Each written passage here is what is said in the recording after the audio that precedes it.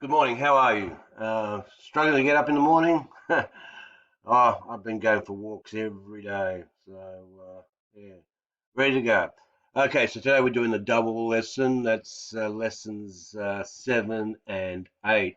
So first of all, stop this and mark your attendance. I will be checking for lateness.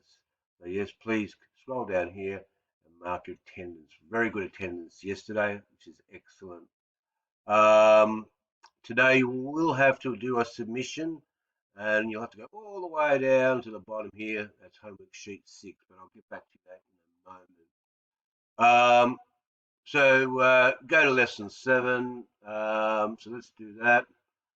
Um, Lesson 7, which is just a more revision actually, and we just need to check that you are keeping up with the work. So I need you to open up that sheet, which is a Word document.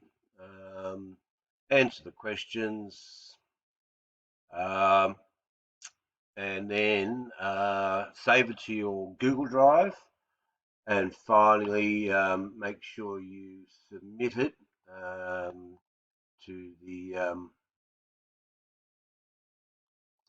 submit it down to the area of the course outline. There we go, right down the bottom. So homework, and we should do your submission. Okay, that's genetics 6. Um, and the instructions on how to do that are also shown somewhere here. There you are, submitting work for assessment to Google Drive. Then I would like you to not go to straight away to lesson 8. First, have a watch of this. Again, the amoeba sisters, if they talk too fast, remember to slow it down. Once having worked your way through that, then you can go to lesson 8.